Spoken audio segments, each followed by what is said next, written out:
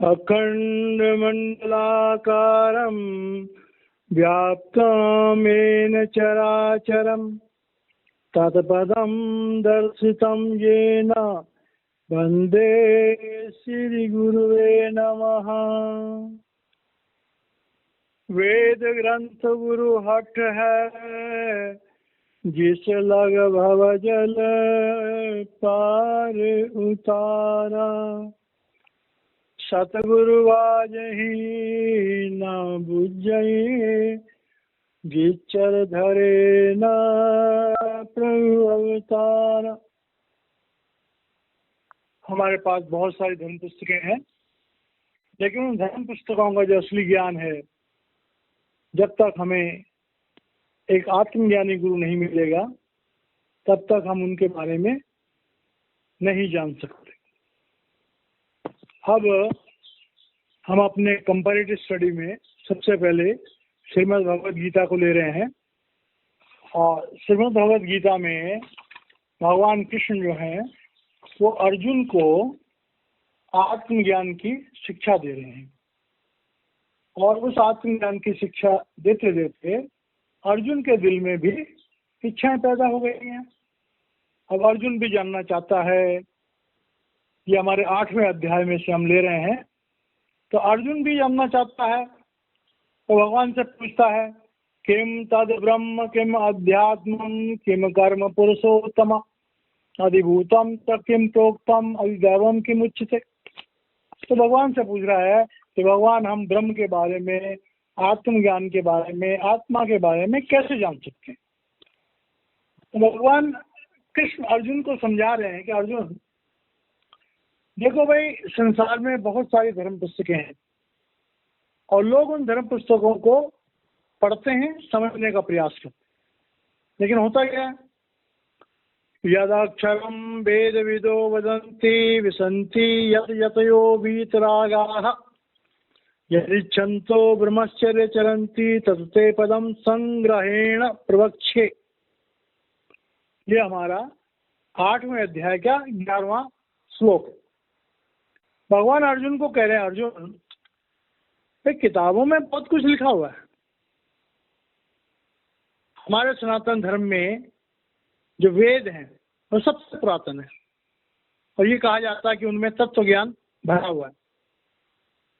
तो कहते हैं यद अक्षरम वेद विदो वदन्ति, कह रहे हैं वेदों में जिस अक्षर ब्रह्म, जिस अविनाशी परमात्मा के बारे में वेदों में लिखा गया है और वेदों के ज्ञाता उसका बखान करते हैं। विसंति यत यतयो वीतरागाः, और जितने भी योगी लोग हैं उस आत्मज्ञान की दुनिया में प्रवेश करने के लिए आसक्तियों से रहित होकर के और रात और दिन प्रयास करते हैं। जिस अविनाशी परमात्मा के जानने के लिए योगी लोग जो हैं आसक्तियों से रहित होकर के रात और दिन उस परमात्मा को जानने की इच्छा करते हैं। तो आगे कह रहे हैं यदि छंतो ब्रह्मचर्यम चरन्ति। अब ये बात बड़ी समझने वाली है। जो भाई बहन सत्संग को सुन रहे हैं, इन बातों को जरूर नोट करें। भगवान कृष्ण अर्जुन को कह रहे हैं, अर्जुन लाखों करोड़ों लोग जो हैं वो परमात्मा के रास्ते पर चलने की कोशिश करते हैं। अब जब परमात्मा के रास्ते पर चलते हैं तो पहली बात तो यह है कि वो अपनी दुनिया की आसक्तियों की तरफ से अपने चित्त को हटाने का प्रयास कम करते हैं और करते भी तो सफल नहीं होते। और दूसरी जो सबसे बड़ी रुकावट है वो है हमारी वासनाएं, हमारा कैरेक्टर। तो कह रहे हैं जो भक्ति के रास्ते पे चलते हैं भाई, सबसे पहले उनको अपना कैरेक्टर ठीक करना पड़ेगा। मन से, वचन से और कर्म से हमें सांसारिक वासनाओं की तरफ से अपना मन हटाना पड़ेगा। अब इसमें एक राज की बात है कि जो शादीशुदा लोग हैं, बच्चों की इच्छा के लिए उन्हें परमात्मा की तरफ से छूट है, क्योंकि नई आत्माओं को शरीर चाहिए। तो इसलिए शादीशुदा भाई बहनों को बच्चों की इच्छा के लिए शारीरिक संबंधों की छूट शास्त्रों में भी दी गई है। लेकिन उसके अलावा मनुष्य किसी भी श्रेणी में हो, चाहे वो अनमैरिड हो, ब्रह्मचर्य में हो, चाहे शादीशुदा हो, गृहस्थ में हो, चाहे वानप्रस्थ में और चाहे संन्यास, जो आदमी अपने कैरेक्टर को नहीं दुरुस्त करेगा, जिसका कैरेक्टर उसके लिए जो सिद्धांत धर्म में दिए गए हैं कि ब्रह्मचर्य का कैसा कैरेक्टर होना चाहिए, गृहस्थ आश्रम में कैसा कैरेक्टर होना चाहिए, वानप्रस्थ में कैसा कैरेक्टर होना चाहिए और संन्यास में कैसा, जब तक हम अपने चरित्र को नहीं सुधारेंगे तब तक हम तत्ते पदम संग्रहण प्रवक्षे, कह रहे हैं, उस परम पद की प्राप्ति नहीं हो सकती है। अब अगर हम दुनिया से आसक्ति हटा लें और अपने कैरेक्टर को भी ठीक कर लें तो आगे हमें क्या करना पड़ेगा, तो अगले श्लोक में भगवान अर्जुन को समझा रहे हैं। कह रहे हैं, अर्जुन, जब इंसान जो है संसार की तरफ से अपने आसक्तियों को काफी कुछ काबू कर लेता है, अपनी इंद्रियों पर, अपनी वासनाओं पर भी काबू कर लेता है, तब उसे क्या करना चाहिए, तब उसे मेडिटेशन करना चाहिए। अब मेडिटेशन कैसे करना चाहिए उसके बारे में भगवान समझा रहे हैं। ये हमारे 8वें अध्याय का 12वां और 13वां श्लोक है। सर्वद्वाराणि संयम्य मनोहृदि निरुध्य च मूर्धानि आधाय आत्मनः प्राणम अस्थितो योग धारणाम। भगवान कह रहे हैं कि सर्वद्वाराणि संयम्य मनोहृदय निरुध्य च। अब हमारे शरीर में 9 दरवाजे हैं जो बाहर की तरफ खुलते हैं, 2 आंख के, 2 कान के, 2 नाक के, मुंह, गुदार इंद्री। तो कह रहे हैं ये जो 9 दरवाजे हैं इनसे हमारी तवज्जो बाहर की तरफ जाती है, तो हमें इनसे अपनी तवज्जो को समेटना चाहिए। मनोहृदय निरुध्य। अब मन कहते हैं हमारी आत्मा का जो बाहरी रूप है वो ध्यान है, लेकिन ध्यान के साथ मन भी जुड़ा हुआ है। तो कह रहे हैं अपने ध्यान को यहां पर कह रहे हैं पहले अपने हृदय पे लेके आओ। जो योगिक साधनाएं हैं उसमें ध्यान को पहले हृदय चक्र पर लाते हैं, और जो संत मत की शिक्षाएं हैं उनमें ध्यान को सीधा आज्ञा चक्र पर लाने के लिए कहते हैं। दोनों में एक ही बात है, ज्यादा फर्क नहीं है। तो कह रहे हैं कि अपने ध्यान को अपनी इंद्रियों से 9 द्वारों से हटा करके और अपने हृदय में, क्योंकि हृदय में प्राण वायु है, हृदय के बाद जो उदान वायु शुरू होती है, तो मूर्धानि आधाय। तो कह रहे हैं हृदय से फिर उस ध्यान को अपने मस्तक तक, अपने दोनों आंखों के बीच में जहां हमारा शिव नेत्र होता है, मूर्धानि आधाय आत्मनः, उस अपनी चेतन सत्ता को, उस ध्यान को जो है अपनी दोनों आंखों के बीच में आज्ञा चक्र पर उस ध्यान को प्राणम अस्थितो, और तुम्हारा जो प्राण है, प्राण वायु। अब प्राण वायु क्या है, तो प्राण वायु जो है वो इस शरीर को चलाने के लिए प्राणों की धारा, प्राण वायु से हमारी ये सांसें चलती हैं, दिल की धड़कनें चलती हैं। तो जब हमारी आत्मा हृदय चक्र से ऊपर जाती है तो प्राण वायु भी उदान में चली जाती है, और प्राणम अस्थितो योग धारणम। तो कह रहे हैं कि योग बना तो जुड़ना।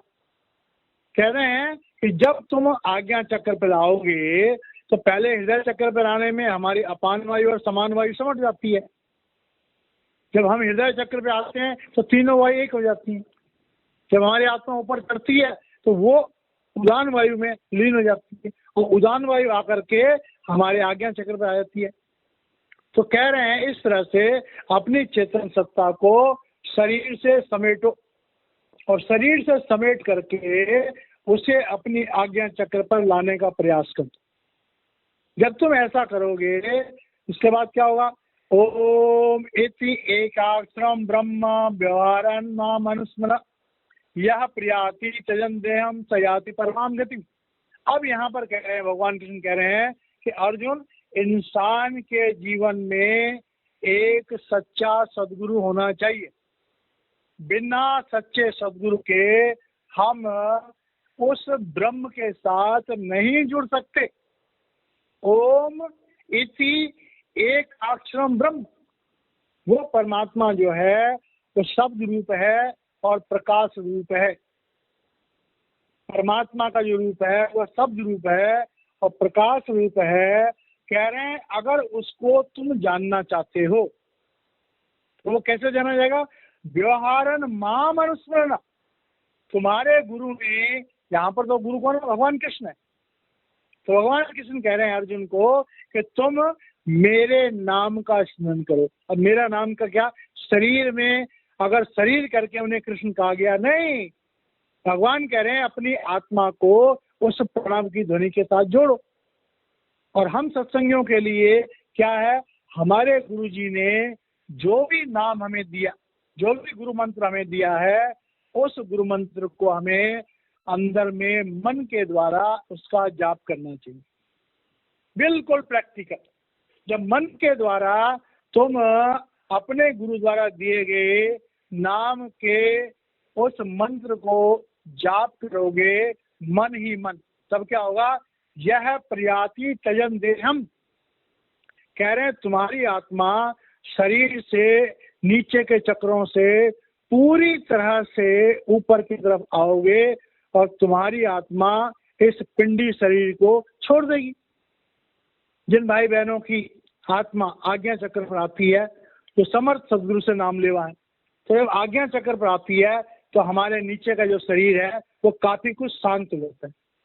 हमारी सांसें काफी कम हो जाती हैं, दिल की धड़कनें काफी कम हो जाती हैं। और ऐसी अवस्था होती है उस समय कोई डॉक्टर चेक करेगा तो कहेगा भाई तो गया, ये तो मर गया या मरने वाला है ये। तो कह रहे हैं यह प्रियाति तजन देहम।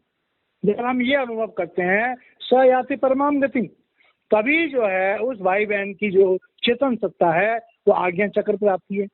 और आज्ञा चक्र पर जब आती है तो वहां पर आकर के हम अपने शरीर में उस परमात्मा का साक्षात्कार करते हैं। अब अगले श्लोक में भगवान कृष्ण कह रहे हैं कि ये काम जो मैं बता रहा हूँ, ये नहीं कि तुमने एक दिन कर लिया और तुम्हारा काम हो गया, नहीं। आगे कह रहे हैं 14वें श्लोक में कह रहे हैं अनन्य चेता श्रुतम योमाम स्मृति नित्य सह तस्याहम सुलभम पार्थ नित्य युक्त से योगिना। कह रहे हैं भाई ये काम जो मैं बता रहा हूँ इसमें अपना पूरा मन लगा करके सततम निरंतर योमाम स्मृति नित्य सा, तो जो गुरु मंत्र परमात्मा ने, जो हमारे सदगुरु ने हमें दिया है, उस गुरु मंत्र का हमें हर समय स्मरण करते रहना चाहिए। और कह रहे हैं जब हम स्मरण करेंगे तस्याहम सुलभ पार्थ, तो कह रहे हैं परमात्मा का जो वो रूप है, जो शब्द रूप है, जो प्रकाश रूप है, उस शिष्य के अंदर में वो प्रकट होता रहेगा और नित्य युक्त संयोगिना। और तब हमारी जो चेतन सत्ता है हर समय प्रभु से जुड़ी रहेगी। तब हम दुनिया में जो काम करेंगे हमारी अवस्था ये होगी, हमारे अंदर में शब्द प्रकट है, हम शब्द सुन रहे हैं और संसार के सारे काम कर रहे हैं। और फिर हम क्या होंगे कि हाथ कारबल और दिल यारबल। तो ऐसी अवस्था में प्राप्त करनी चाहिए अगर हम मनुष्य जीवन के सत्य उद्देश्य को प्राप्त करना चाहते हैं। तो ये हमारी जो है श्रीमद् भगवत गीता की आज की जो डोज थी वो हमें मिली है। अब इसके बाद हम गुरुओं की साखी में आते हैं। श्री गुरु ग्रंथ साहब के क्षेत्र में जो गुरुओं की साखी आती है उसमें हम जो कल हमने जहाँ प्रसंग छोड़ा था कि भाई कार सेवा चल रही है अमृतसर सरोवर की। अब वहाँ पर ये एक प्रसंग जो है जो अभी हम ले रहे हैं कि कार सेवा चल रही है और विष्णु भगवान मनुष्य का रूप धारण करके और कार सेवा में शामिल होते हैं। तो यहाँ पर जब असंख्य सिख कार सेवा कर रहे थे तो उस समय श्री गुरु अर्जुन देव जी महाराज दुख भंजनी बेरी के नजदीक 68 तीर्थ के स्थान पर बैठकर सारे कार सेवा को देख रहे हैं, उसका निरीक्षण कर रहे हैं। तो एक दिन विष्णु भगवान जी देवताओं सहित मानव रूप धारण करके और उस कार सेवा में सम्मिलित होने के लिए आए। और वो जो देवी देवता थे मनुष्य रूपों में, और वो कार सेवा में, चाहे वो टोकरियों में मिट्टी भर के उठा करके एक तरफ हो और दूसरी तरफ ले जानी हो। तो वहां पर जो शिष्य थे उन्होंने क्या देखा कि जो कार सेवा कर रहे थे उनमें एक बहुत ही अद्वितीय, बहुत ही परमात्मा का बड़ा ही सुंदर रूप जो है, वो जो कि बाद में पता लगा विष्णु भगवान है, तो वो उनके सर पर भी एक टोकरी है, लेकिन वो टोकरी जो है सर से एक बालिश से ऊपर उठी हुई है। अब जो शिष्य थे उनको जब ये देखा उन्होंने, तो उन्हें बड़ा अचरज हुआ, और बड़ा अचरज होने से उन्होंने जो है ये बात श्री गुरु अर्जुन देव जी महाराज जी को बताई कि महाराज जी, एक बड़ा अद्भुत रूप है, जो है तो मनुष्य शरीर रूप में, लेकिन वो रूप बड़ा अद्भुत है। और उनके सर पर जो मिट्टी की टोकरी है वो सर से एक बालिश से ऊपर चल रही है, और उनके साथ और भी बड़े सुंदर सुंदर चेहरे हैं मनुष्य रूप में, और वो लोग सब सेवा कर रहे हैं। तो जब ये बात गुरुजी की पता लगी, तो गुरुजी ने सिखों से ये वार्ता सुनकर, जब आप जाकर भगवान विष्णु के उस मनुष्य रूप के दर्शन किए, तो आप जी ने विष्णु भगवान की तरफ मुखारबिद होकर के और एक शब्द उच्चारण किया। ये शब्द उच्चारण किया जो गुरु ग्रंथ साहब में सम्मिलित है। महिला 5वें में, संता के कारज आप खलोया, हरि कम करावण आया राम। संता के कारज आप खलोया, हरि कम करावण आया राम। धरती सुहावी ताल सुहावा, बिच अमृत जल छाड़िया राम। अमृत जल छाड़िया पूरन साज कराया, सगल मनोरथ पूरे। जय जयकार महिमा जग, अंतर लाखे सगल विसूरे। जय जयकार भैया जग अंतर, लाधे सगल विसूरे। पूरन पुरख अच्युत अविनाशी, जस वेद पुराण गाया। अपना विरद रखिया परमेश्वर, नानक नाम धियाया। नानक नाम धियाया। इस तरह से गुरु जी ने जो है वो भगवान विष्णु की महिमा में ये कहा। अब अपनी ये महिमा सुन करके विष्णु भगवान जी ने आशीर्वाद दिया कि ये मेरा सबसे श्रेष्ठ मंदिर कहलाएगा, और यहाँ सदा ही मेरे नाम का कीर्तन प्रवाह चलता रहेगा।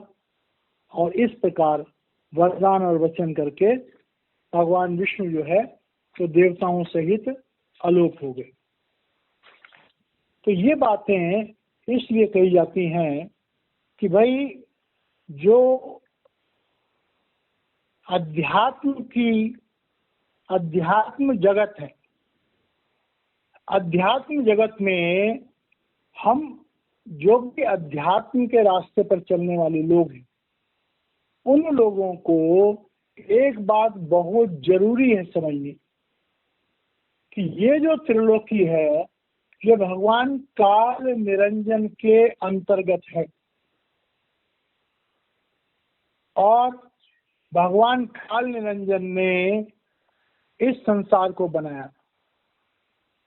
धर्म कभी भी लुप्त नहीं होता। संसार में जितने भी धर्म बने हैं,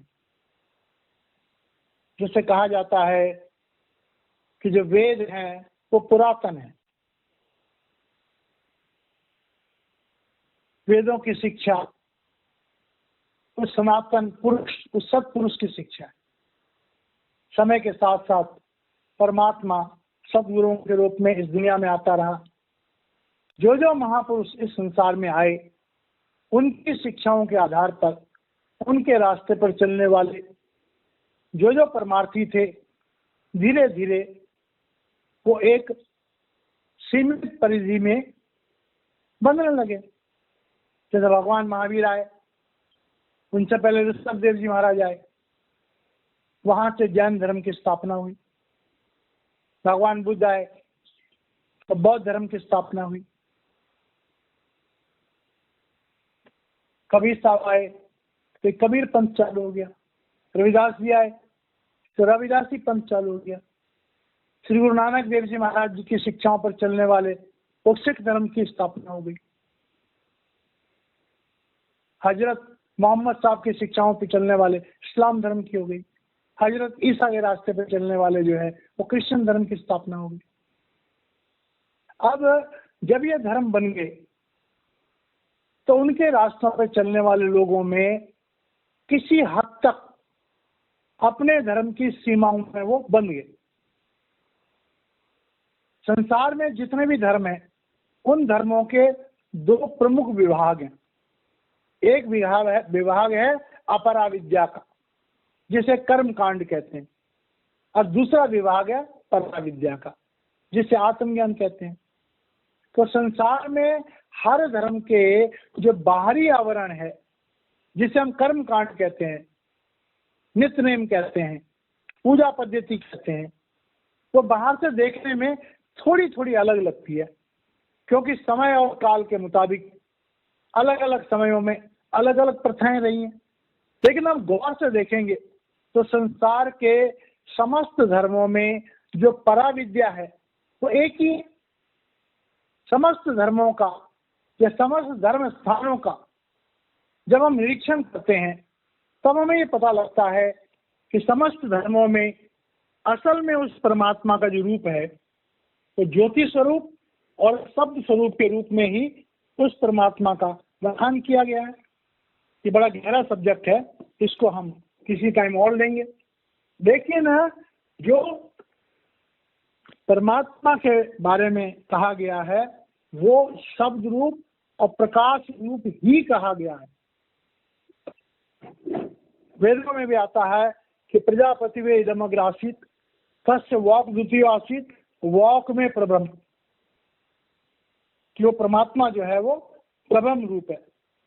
शिव पुराण में भी आता है कि प्रधान पुरुषो यस्य कायित्वेन विनिर्गता तस्य व्यक्त रूपाय शंकराय नमो नमः, शंकर प्रकाश रूपाय, शंकर प्रणव रूपाय। इसी तरह से गुरबाणी में भी आता है कि शब्दे धरती शब्दे आकाश शब्दे शब्द व्या प्रकाश, सगली सृष्टि शब्द के पाछे नानक शब्द घटो घटाची, शब्द के धारे खंड ब्रह्मंड, शब्द के धारे सगले जंत। बाइबल में भी आता है in the beginning was word, word was with God and word was God. तो इस तरह से जब हम धर्म शास्त्रों को पढ़ते हैं और अलग अलग धर्म शास्त्रों को, ये कंपैरेटिव स्टडी का जो ये हम कोशिश कर रहे हैं वो इसीलिए कर रहे हैं कि हम सब लोगों को, हर भाई बहन को दूसरे धर्मों की जो आंतरिक परा विद्या का, परा का जो स्थान है हर धर्म में, अगर हम उसको जान जाएंगे तो हमें लगेगा संसार के सारे धर्म एक ही शिक्षा देते हैं। और तब हम संसार में, हमारी अवस्था ऐसी हो जाएगी जैसे मेरे गुरुदेव का शेर है कि गले लगा लो सबको अपने हैं, गले लगा लो सबको कि अपने हैं, चलो तो राह गुजारों में बांटते हुए प्यार। तो संसार में हमारा सबके लिए प्रेम पैदा हो, सब धर्मों के लिए हमारे दिल में इज्जत हो। सब धर्मों के लिए इज्जत तब होगी जब हम सब धर्मों की आंतरिक शिक्षा जो परा शिक्षा है उसके बारे में जानेंगे। तो ये हमारा एक छोटा सा प्रयास है और हम उस परमात्मा से प्रार्थना करते हैं कि हे सदगुरु, हे सत्पुरुष, हे वाहिगुरु, हमें ताकत दे कि हम जो है जिन भाई बहनों को ये सत्संग सुनने में इच्छा है वो इस बात को धारण करें कि परमात्मा सिर्फ एक है। उसको संसार में लोगों ने हजारों नामों से पुकारा और हजारों तरह से उसकी अपरा शिक्षाओं के बारे में लोग जानने का प्रयास करते हैं, लेकिन सत्य एक ही है और आज सच, जुगाद सच, है भी सच, नानक होसी भी सच, वो हमेशा एक रहेगा। तो इसके बाद हमारा अगला टॉपिक है अष्टावक्र गीता। तो अष्टावक्र गीता का कल हमने 25वां सूत्र खत्म किया था, अब हम आज 26वें सूत्र को लेते हैं। तो अष्टावक्र जी महाराज और राजा जनक की अब आध्यात्मिक चर्चा चल रही है। अब ये इस 18वें अध्याय में सब कुछ बोल तो अष्टावक्र जी रहे हैं, जो भी शिक्षा है वो अष्टावक्र जी दे रहे हैं, लेकिन वो शिक्षा राजा जनक को देते हुए राजा जनक अपने आत्मज्ञान से उसकी तुलना कर रहे हैं। अष्टावक्र जी बोल रहे हैं और राजा जनक अपने जीवन में उस चीज की तुलना कर रहे हैं और अष्टावक्र जी चाहते हैं कि जनक उनका ही रूप बन जाए। अब ये 26वां सूत्र है, आत्वद्दीव कुरुते न भवेदा अपि वारिसः जीवन मुक्तः सुखी श्रीमान संसरन अपि सोवते।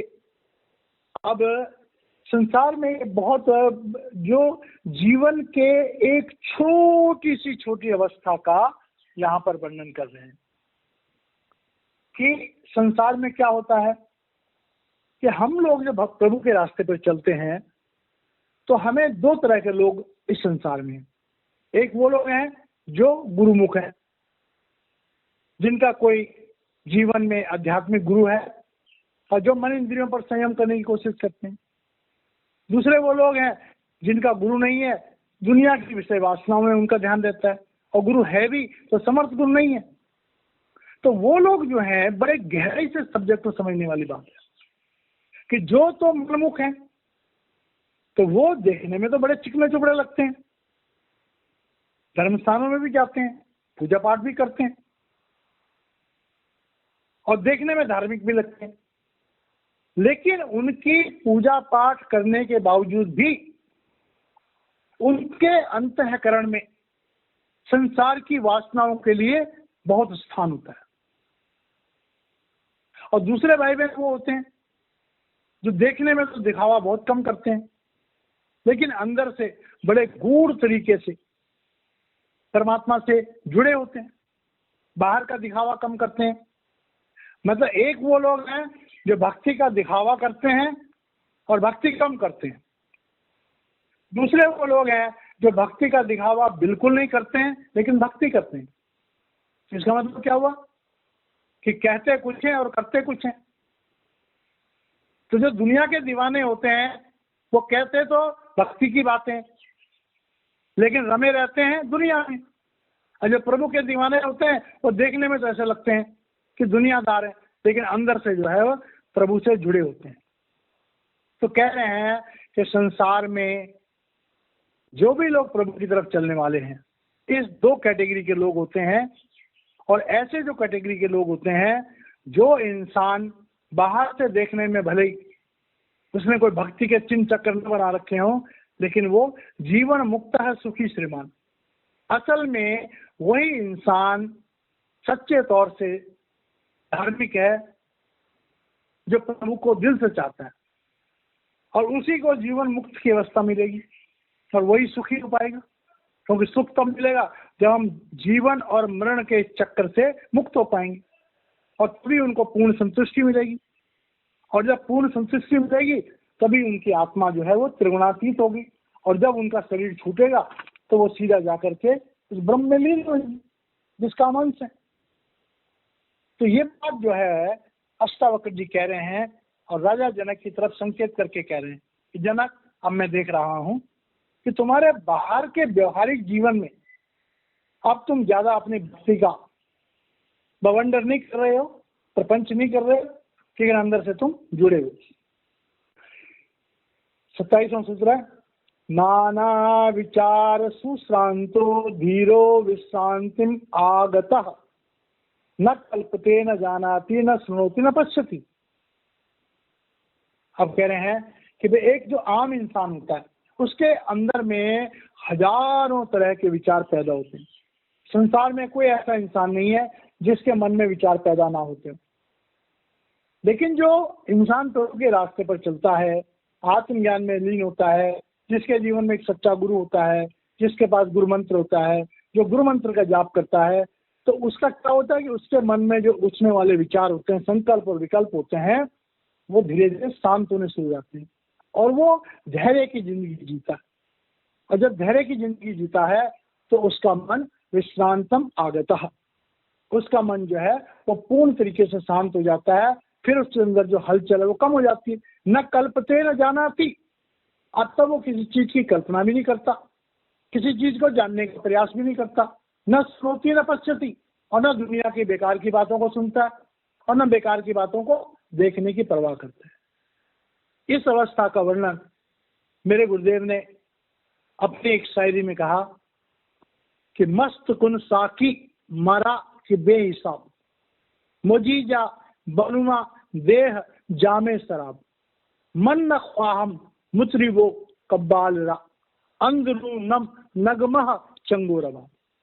गुरुदेव का शेर है कि ऐ साकी, ऐ मेरे सदगुरु, मुझे मस्त कर दे, इतना मस्त कर दे कि मेरा ये शरीर जो है प्रभु प्रेम का चलता फिरता एक प्याला बन जाए और छलकता रहे। मतलब जिसके संपर्क में मैं आऊं उसको भी प्रभु प्रेम मिल जाए। अब मुझे दुनिया के किसी राग रागनियों की, किसी सुंदर दृश्यों की कोई जरूरत नहीं, क्योंकि मेरे अंदर हर समय अखंड कीर्तन हो रहा है। अब मैं अपने अखंड कीर्तन में हर समय लगा हूं, संलग्न हूं। हर समय मेरे अंदर कि बिना बजाए निस्दिन बाजे, घंटा शंख नगाड़ा रहे, अब बिना भूमि के महल बना है, तामे जो तो जारी नहीं, और अंधा देख देख सुख पाए, बात बतावे सारी।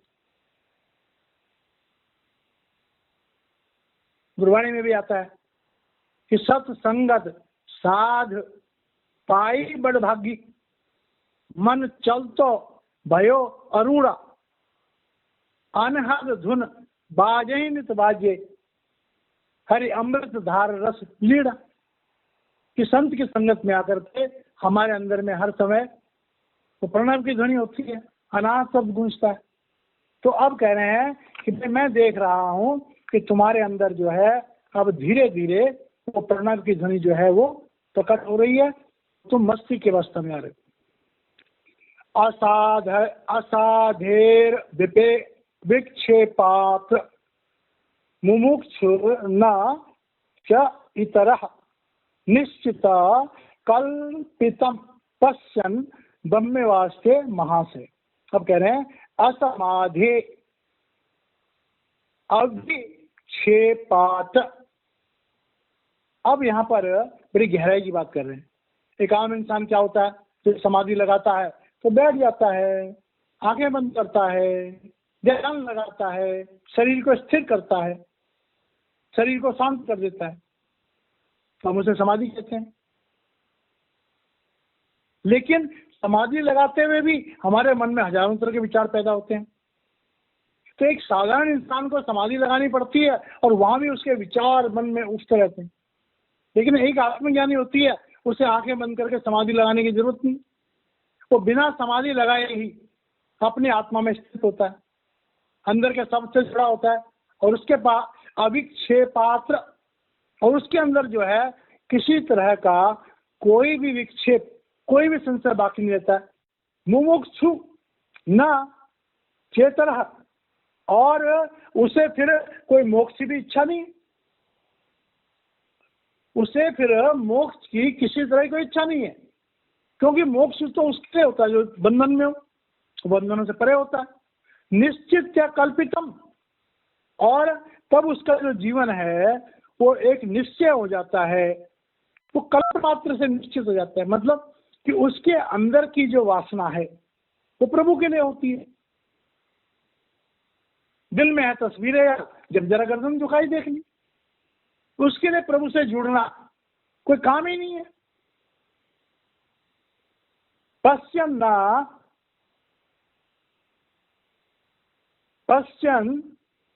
ब्रह्म एव महासे, और फिर जो ब्रह्म है, जो परमात्मा है, उसे देखने की जरूरत नहीं, क्योंकि वो उसमें स्थित है।